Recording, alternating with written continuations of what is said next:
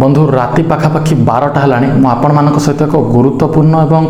मर्मन्तुक घटना शेयर करने चाहिए जे तालचेर गोटे झीटी जे कि डिप्लोमा इंजीनियरिंग पर भुवनेश्वर आसिक 20,000 टंकार आज्ञा चाकरी करे निज परिवार को पोषे। गत 25 तारिख दिन एप्रिल 25 तारिख दिन सी जाइथिले तांकर घर को तालचेर को जाइथिले एवं तालचेर से 26 तारिख दिन घर बाहरिले। 26 तारिख दिन तो से तालचेर स्टेशन को आसापी चाहिए तो स्टेशन से ऑटो भड़ा साधारणतः 250 टंका 300 टंका तांको कहिथिले। तेणु आपण मैंने समस्ते जानते जे गरीब परिवार रे एते टंका देकी ऑटो भड़ा मध्य सेमानक पाखरे एतटा अवेलेबल हो पारेनी से माने सेते सक्षम नहंती। तेणु से भौंटी 150 टंका गोटे ऑटो वाला कहला एवं से ऑटो रे बसिकिना से स्टेशन पर्यंत आसिले बोली जहाँ तांकर माँ सूचना दौरान। किंतु तापरे 8 दिन पर वर्तमान ताको माने संपूर्ण भाव में पोड़ी दि जाए मृत शरीरटा को खंडिया शरीरटा को वर्तमान ताको एससीबी मेडिकल निया जाइथिला एवं तांको परिवार लोके मध्य याकु नै कि अभियोग कले जीआरपी पुलिस कटक निकट रे। घटना को पुलिस इते गुरुत्वर सहित नेले नाही कहीं के जानी माने जितेबाला गोटे एमती घटना घटुची जोटे कि गोटे हिंसाजनक पूरा हिंस्र स्थिति रे ताको माने मर्डर कराई एवं ताको परिवार लोक मध्य अभियोग करछन जे ताको बलात्कार पर रेप करा माने रेप कला परे ताको मर्डर करा जायछि।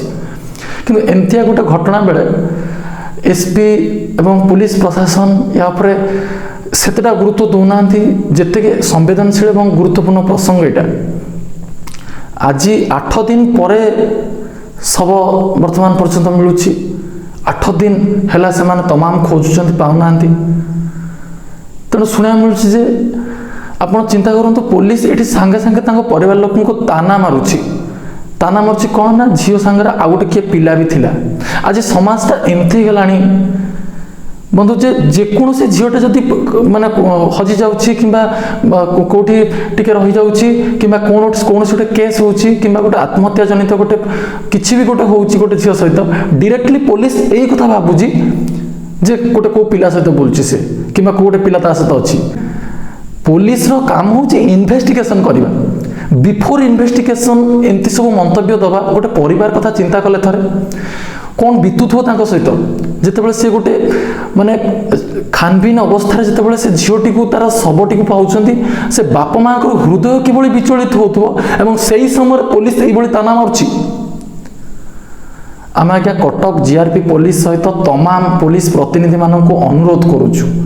ए घटना को आपण गुरुत्वर सहित नियंतु। जदि ए घटना गुरुत्वर सहित निया न जाए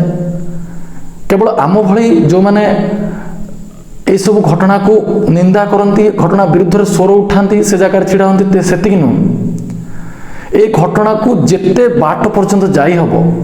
तमाम से घटना पर्यंत जीवाई आम प्रस्तुत अच्छु एवं लगातार आम ये घटना को ए स्वर को आपण निकट रखिबु एवं राज्यर युव छात्र मानक आह्वान करी आपण मैंने समस्ते ए घटना को ट्वीट करंतु कहीं एमतिया घटना जदि मीडिया देखबनी एमतिया घटना जदि समाज रे सम्मुख को आसबनी आ एमतिया घटना पर जदि गोटे साधारण लोक जदि न्याय न पाई पारिबो तबे आमे कोन देखेबा ई वर्षा अनुभव कर विवाद एई सब घटना देखिया पई चैनल माने अछंती गोटे एते बड़ घटना को आपण ब्रेकिंग न्यूज देबेनी मते लज्जा लागुची आगे घटना कहला बेलको अंतत पक्षे गोटे हिनियस क्राइम एटा ए हिनियस क्राइम को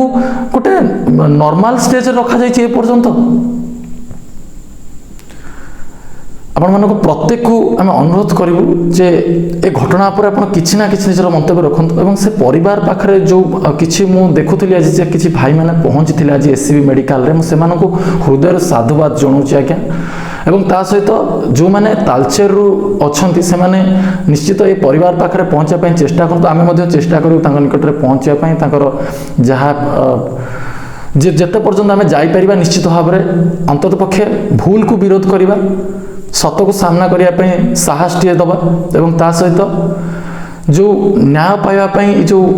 प्रचेषा चलती भौणी मान हूँ समाज जो अंध चषमाटा रही चषमाटा हटाइबा प्रत्येक प्रयास करवा अधा संपूर्ण पोड़ी दि जाए एवं शरीरटा खिनभिन होगी पड़ी। यही समय पुलिस सेठू रेस्क्यू कला।